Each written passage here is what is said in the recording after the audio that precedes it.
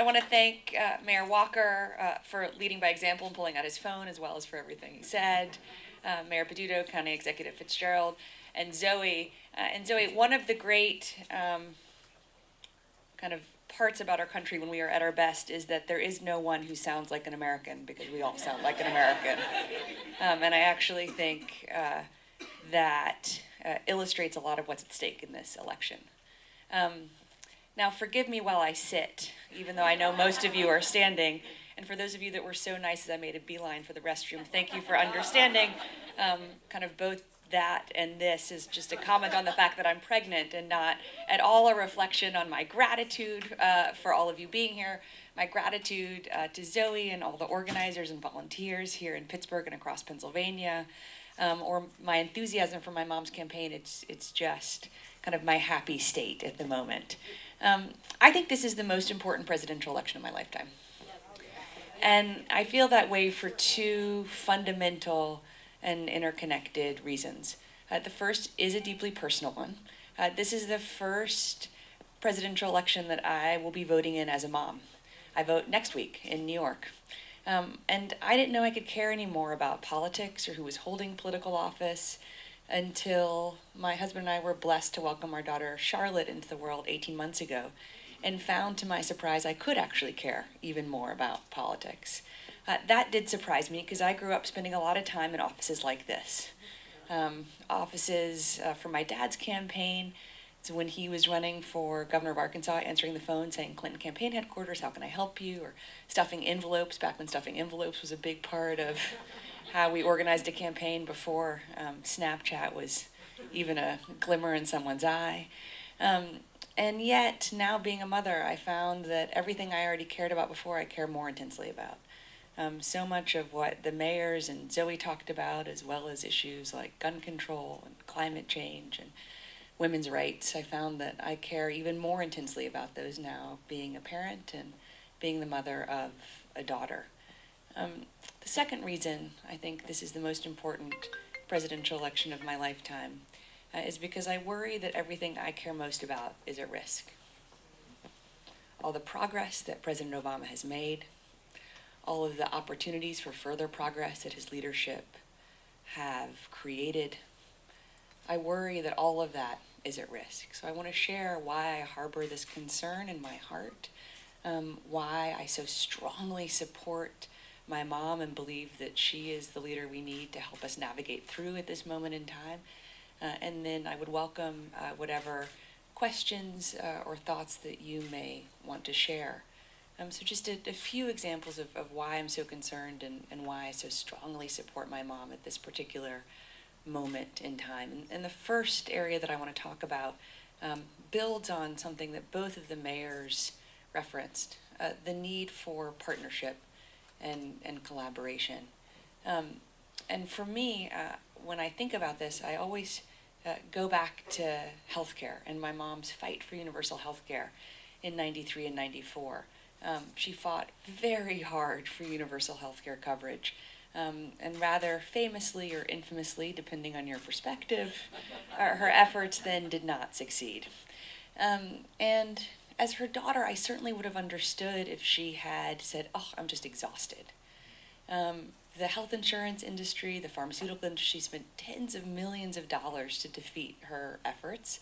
I don't know if you remember those rather infamous Harry and Louise ads, kind of where, for those of you that are too young to remember, or may not have been kind of as immersed as I understandably was, Harry and Louise sat across a table from each other and talked basically about how if my mother's healthcare plan came to pass, they were going to die.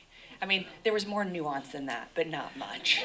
They were not going to be able to go to their doctor. They weren't going to be able to afford their medicine. I mean, kind of the list went on. And yet, giving up is not in my mom's nature. I don't think anyone could really ever say with a straight face that she's a quitter. She's the most indefatigable, hardest fighting person that I know. And so she just instead said, well, where can we make progress? How can we still make a difference in healthcare coverage? And she spent 3 years building a bipartisan coalition to create the Children's Health Insurance Program. And the Children's Health Insurance Program now covers more than 8 million low-income children, including tens of thousands here in Pennsylvania. And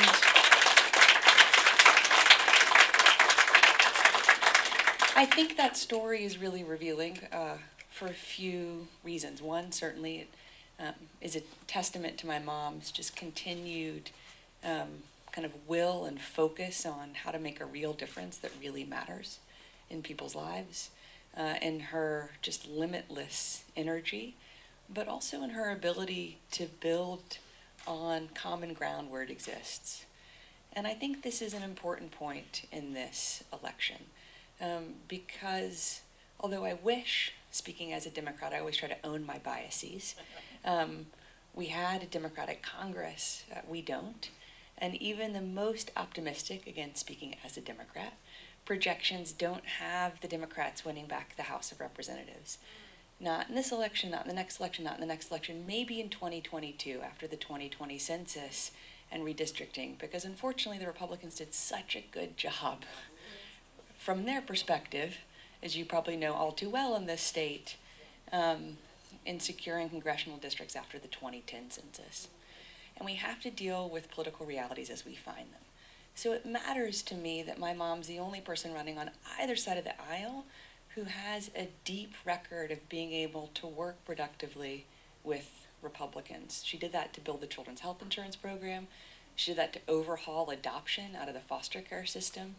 There are now 80% more children adopted every year out of the foster care system than there were in 2000 because of her work. That's real change that really matters. She worked with Republicans to double federal funding for early Head Start and then to protect that funding from more conservative Republican attacks. She worked with Republicans. No, she's definitely not.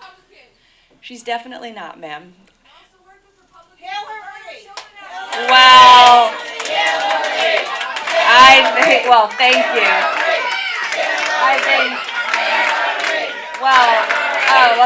you. Thank you.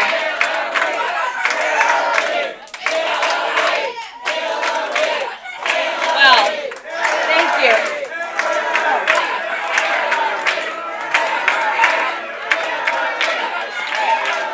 Well, ma'am.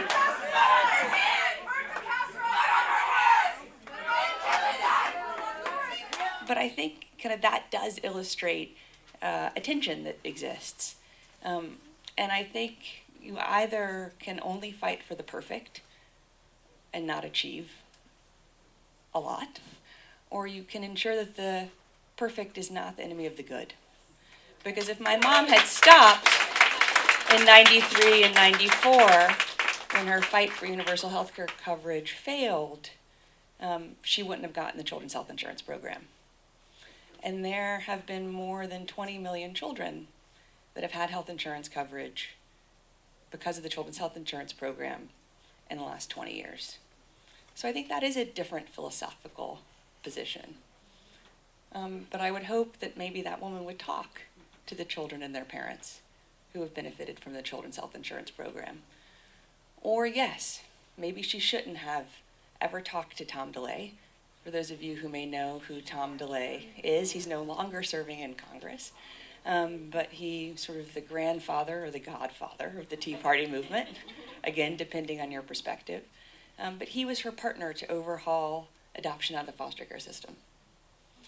So again, I don't think you can let the perfect be the enemy of the good, because there's too much good that can be possible, and there's too much unfinished business in our country.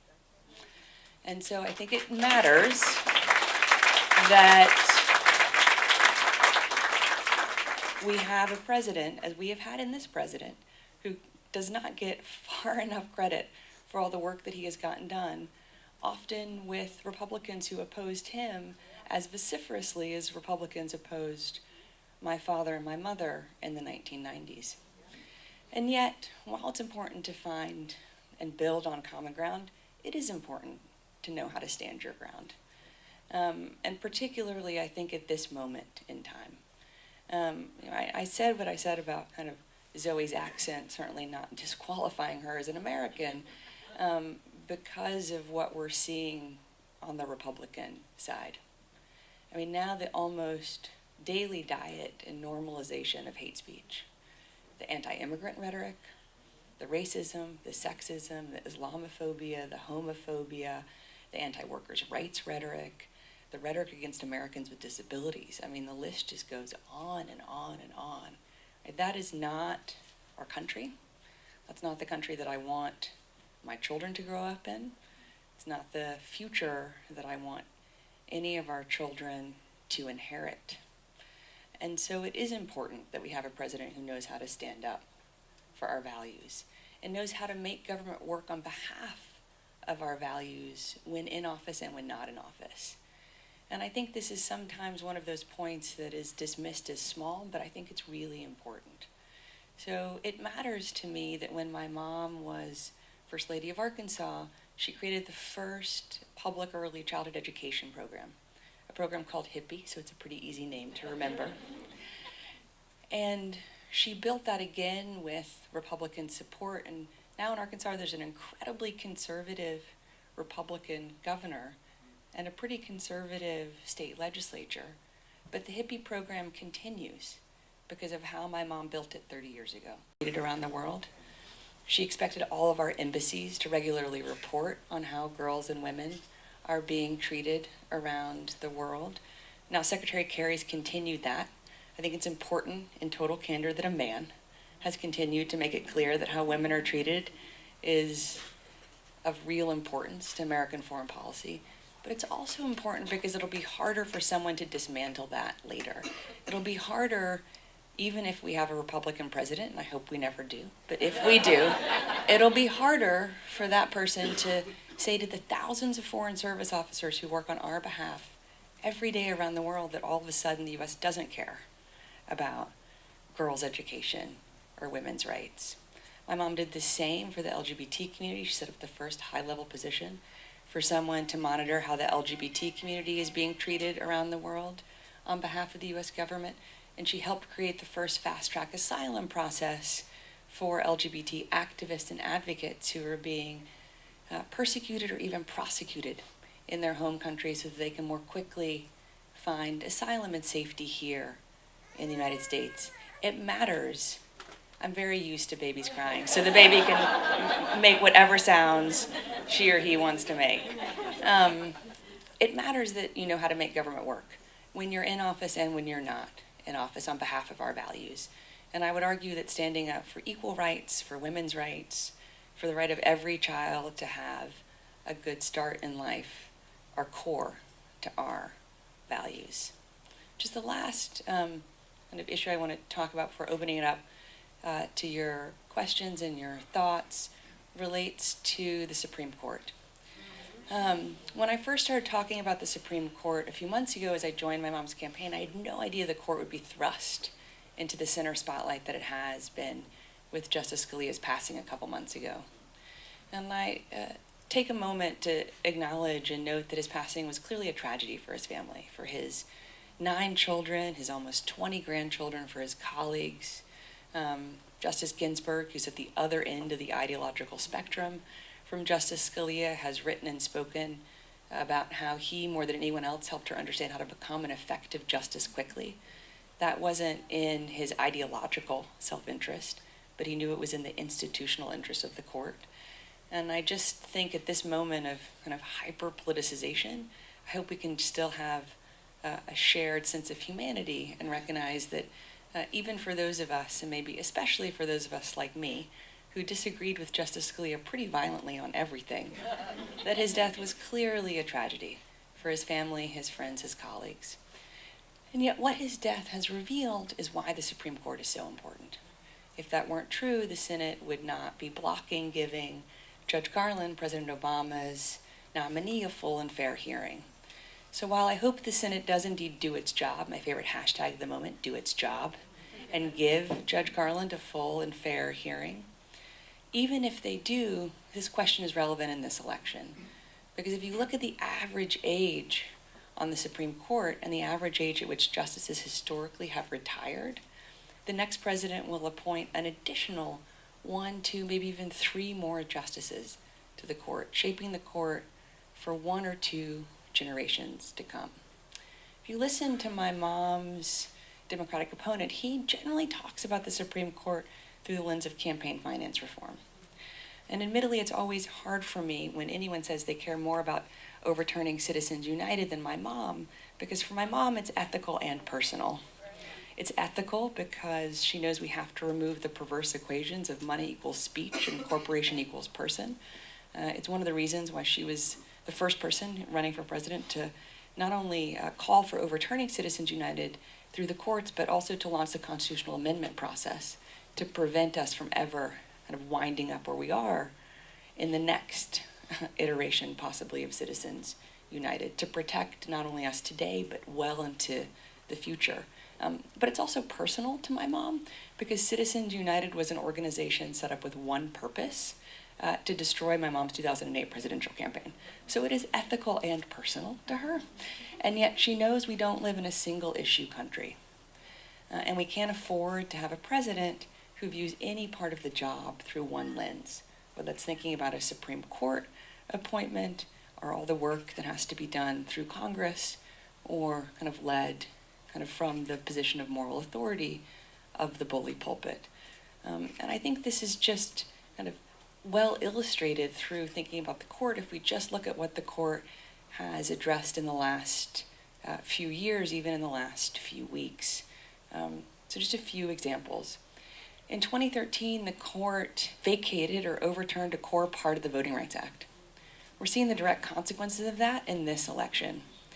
We have more voter ID restrictions in 2016 than we've had at any point since before the Civil Rights Act. So we've gone back, in terms of voter enfranchisement in this country, more than 50 years. If we think about gun control, something that, again, as I mentioned earlier, I didn't know I could care more about gun control until I became a parent. And I think about what the Newtown families who lost their children that they sent to first grade must confront every day and every night, and I can't even imagine that. And yet, the Supreme Court, with Justice Scalia on the bench, actually had an inconsistent record on gun control. Sometimes it upheld local and state gun control measures as being compliant with the Second Amendment, and sometimes the court struck them down. So if you listen to Moms Demand Action and the Brady campaign, the big efforts pushing for gun control across our country, and in Disclosure, which have endorsed my mom, they say they believe the next time the court rules, it'll rule definitively. To kind of clear up the recent inconsistency, it will make a definitive ruling that this is what smart, sensible, Second Amendment compliant gun control can look like in our country. So it matters to me that my mom has a stronger record on gun control than anyone else running for president. And if we think about kind of what happened in just the week before Justice Scalia passed, the court took the almost unprecedented decision to preemptively stay President Obama's executive action to shutter coal-fired power plants across the country and move our country forward in the fight against climate change. So if you care about gun control, or you care about climate change, or you care about voting rights, I think you have to care about the Supreme Court because of what we saw Justice Scalia on the bench kind of have an impact on. But we see even kind of more clearly if we think about what the court has heard since Justice Scalia passed. If we think about women's rights. A few weeks ago, the court heard a challenge to something called Texas Law HB 2. It sounds pretty innocuous, but it's far from it. Planned Parenthood says that if Texas Law HB 2 is allowed to stand, not only will it radically restrict a woman's right to choose in Texas, it will restrict more than 25% of women in Texas's ability to access affordable, safe, quality health care, period. But this isn't just happening in Texas. Since 2010, we've had more than 300 similar laws passed at the local and state level, restricting a woman's right to choose that also restrict a woman's ability to access health care. In 2016, there were more than 300 similar laws proposed across the country. And Planned Parenthood says that if Texas Law HB2 is allowed to stand and the laws that it expects to pass this year are passed, at the end of 2016, American women, 50% of American women will have fewer healthcare choices than we had in 2010. This is not a small issue. This goes right to the core of not only a woman's right to choose and women's health, but also equity, because wealthier women in our country have always had choices. So the Supreme Court is incredibly important, and it's also incredibly important that we have a president who understands we don't live in a single issue country. And I don't think we can afford to have a president who treats any part of the job kind of as only having a single mandate, because there's far too much at stake.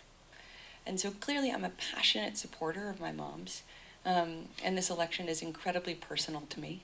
And it is mainly personal to me because I'm now a mom. And that is my most important identity. And so while I couldn't imagine a better grandmother for my children than my mom, I couldn't imagine a better president for any of our children than my mom. So I just want to echo Zoe's gratitude and thanks, and would welcome any questions or thoughts that you might have.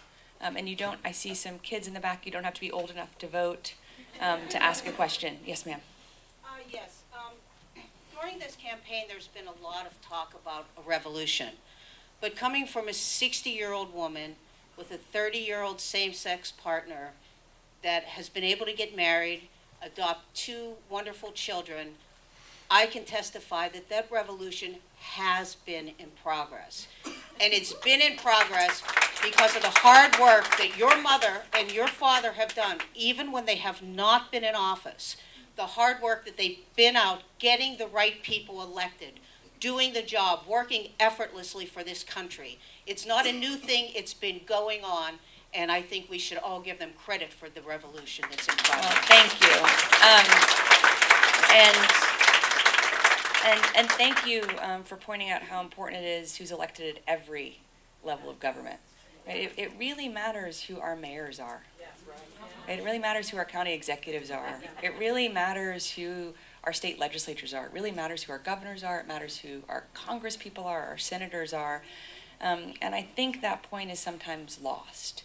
And I think one of the challenges that we're seeing bear out in this election is that people, I don't think, always understand that a president has great possibilities, but also confronts limitations in what she or he could do. And I think we're seeing that on both sides of the aisle. I think we see that when Mr. Trump says things like, well, Speaker Ryan is just going to have to listen to me and do what I say. Well, no, like the Speaker of the House doesn't work for the president.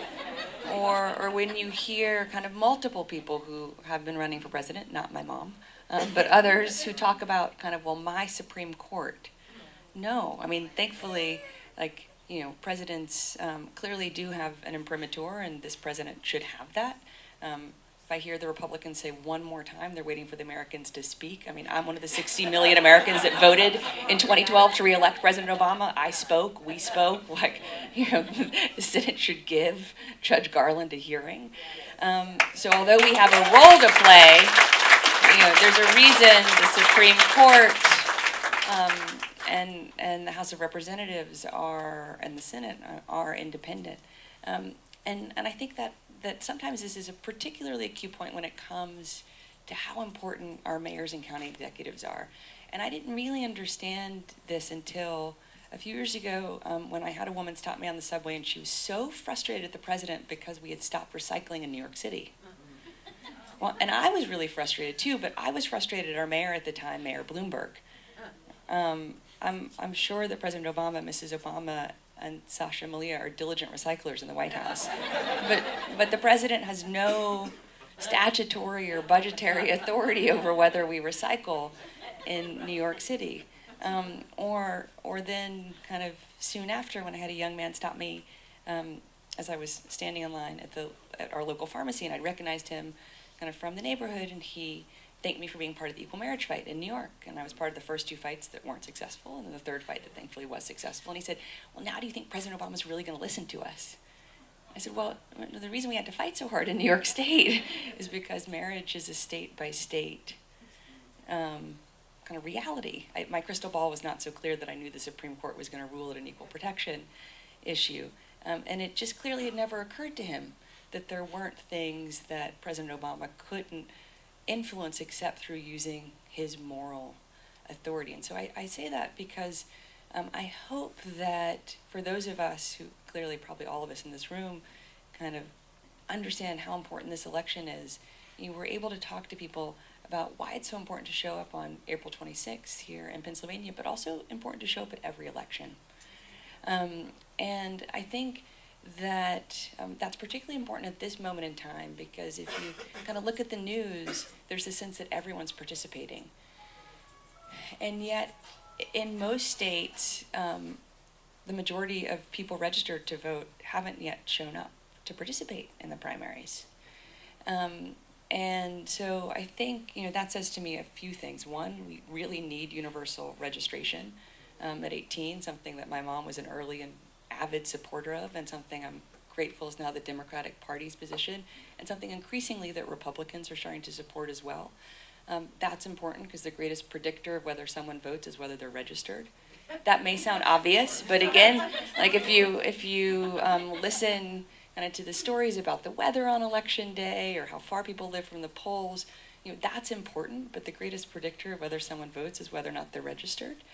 And certainly if until the early 1970s we sent draft cards to every young man in our country when he turned 18, we can figure out in 2016 how to automatically register everyone when they turn 18, so that we're saying to young people, we're valuing your vote, we're valuing your voice, and we're expecting you to vote, in this election and in all elections. So I think for those of us who know what's really at stake in this election, to share our stories about why we're supporting my mom, to encourage people to vote, but also to recognize that she can't do it alone, that she needs strong partners at the federal level, the state, and the local level who share our values and our vision for the future, and that has to be something we understand in this election, but candidly in every election, I think is hugely important. So yeah, thank you for what you said. Yes, ma'am. My name is Yvonne Rainey. I am the grandmother of 12 grandchildren. And I have 8 boys and 4 girls. I have a boy and a girl. We just registered them to vote. They turned 18. I am so proud of them because I believe that is our constitutional right. And I'm volunteer for Hillary Clinton's campaign because I believe in her. She is the best qualified candidate, and she will speak out on behalf of all of us. So go Hillary! Yes! You can ask a question. Yeah. And she has 2 Bernie buttons on. So that's okay. Hi there. I'm a Bernie supporter.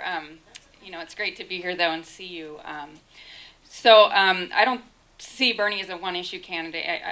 I see him as equally or more progressive on all the issues as your mom is. But I think they're both strong candidates. I think it's been a great election.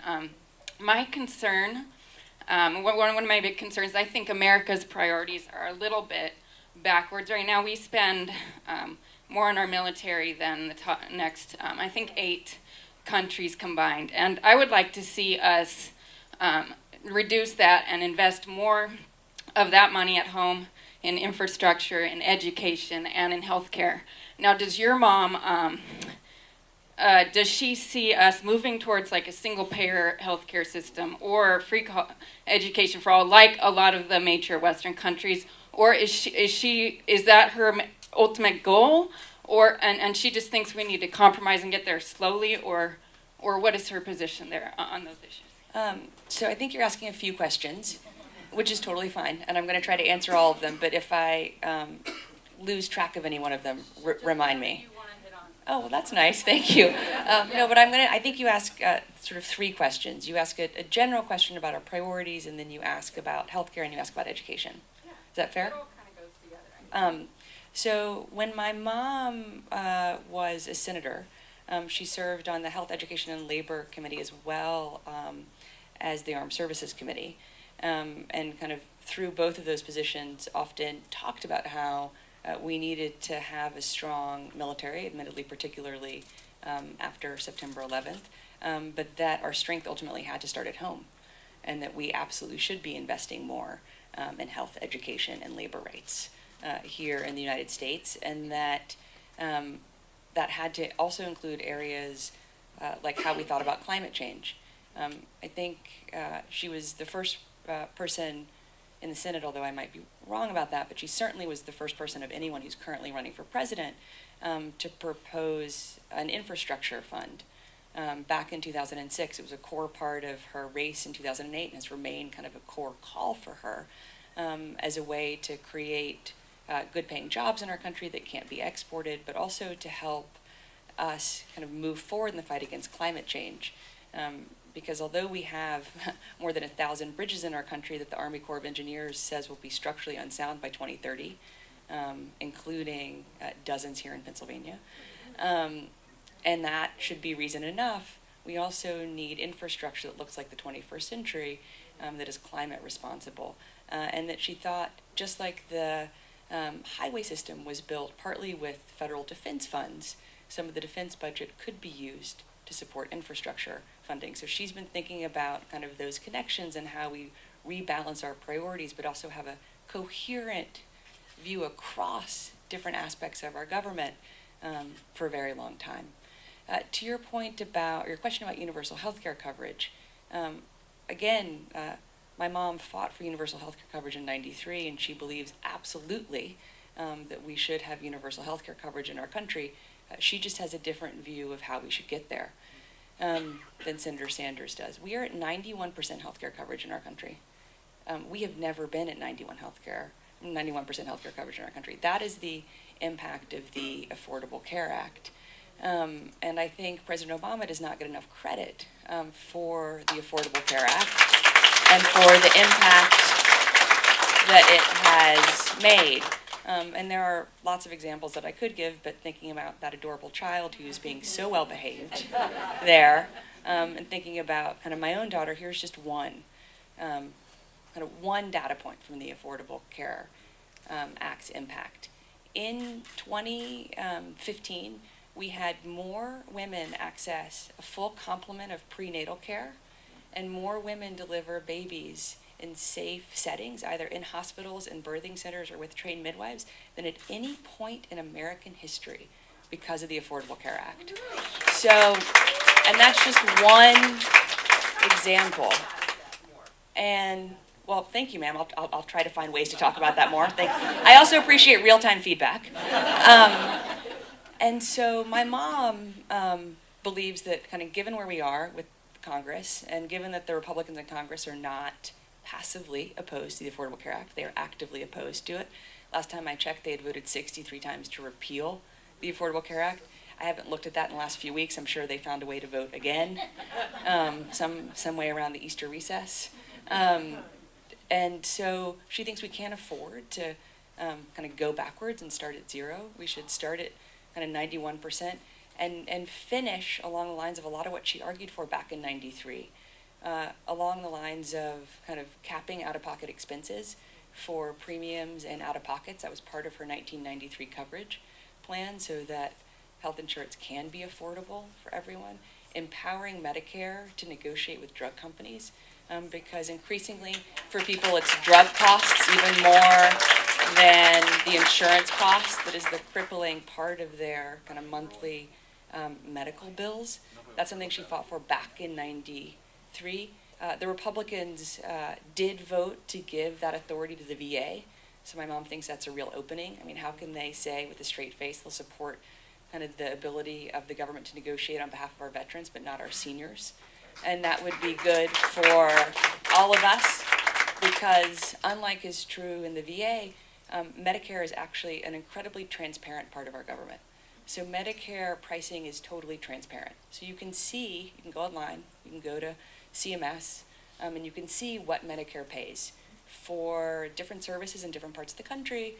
And so you would be able to see like what Medicare was paying for different drugs. And I think it would be very hard then for the pharmaceutical company, and this was part of my mom's theory back in '93, it would be hard for the pharmaceutical companies to say to any of us who aren't yet on Medicare, because I hope we'll all live long enough to get there, with a straight face that they would charge us, even 3 times, much less 300 or 3,000 times what they were charging people on Medicare. And we also know that we need to incentivize governors who haven't extended Medicaid, because that's the greatest part of the unfinished coverage gap that exists in our country. So my mom thinks that's both kind of a more effective and efficient and quicker way to get to universal coverage, while also recognizing that we need to lower the costs throughout the system for people who don't have coverage yet, as well as people who would get coverage. That's just a different approach. I think, to me it sounds more feasible and ultimately more likely to deliver on the goal of universal coverage, something that she's been fighting for certainly as long as I can remember. And your last question was about education. So, well, there's lots of hands up, ma'am, so I can't let you ask another question. So, why should we have these insurance companies making profits? I mean, why should it, just the fundamental structure of the system is sort of weird to me. But that's just... Well, I think we have to start where we find ourselves, candidly. And that, again, is just a different kind of approach. Do you want to get to universal health coverage more quickly with lower costs for everyone? Or do you want to start over and hope that it works out? And if you look at the truly independent, people who don't work, have never worked for either of my parents, economists who've looked at Senator Sanders' plan, he estimates it would cost $13.6 trillion over 10 years. And yet most independent economists who've looked at that say that underestimates the cost somewhere between $1 to $3 trillion a year. Our total economy is about $17.6 trillion. So if you think about that, over 10 years, that would be somewhere between 1 to almost 3 times our annual economic output. So I think that's also challenging. So let me answer your question about education, and then I want to try to get to some other hands. But your question about education, I think, is also a really important one. Excuse me. I remember in 1988 when my mother paid off her law school loans. So this is personal to my mom, again, and for her it's about college, but also graduate school. Because if you look at the outstanding debt that exists in our country, there are about 40 million Americans who have outstanding student loan debt, tops $1.2 trillion. For a lot of people who have the highest amount of student loan debt, it's actually graduate school that comprises the majority of their debt. So she thinks we need a plan to deal with outstanding college and graduate school debt, as well as what we kind of do going forward. So this is something she actually worked on with then Senator Obama when they were in the Senate in 2007 together. Oh, excuse me. Forgive me. Oh, there's water. Water break.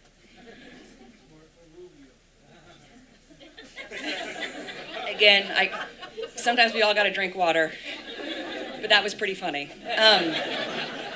So thank you for making me and whomever else heard you laugh. But I think the education point is a really important one. So for people who have outstanding debt today, my mom's had the same plan for literally 10 years. She believes people should be able to renegotiate their student loan debt at the lowest prevailing rate, in the same way that we can renegotiate our mortgages, our auto loans. She does not believe the federal government should be making money on student loans. She thinks that we should pass legislation outlawing that.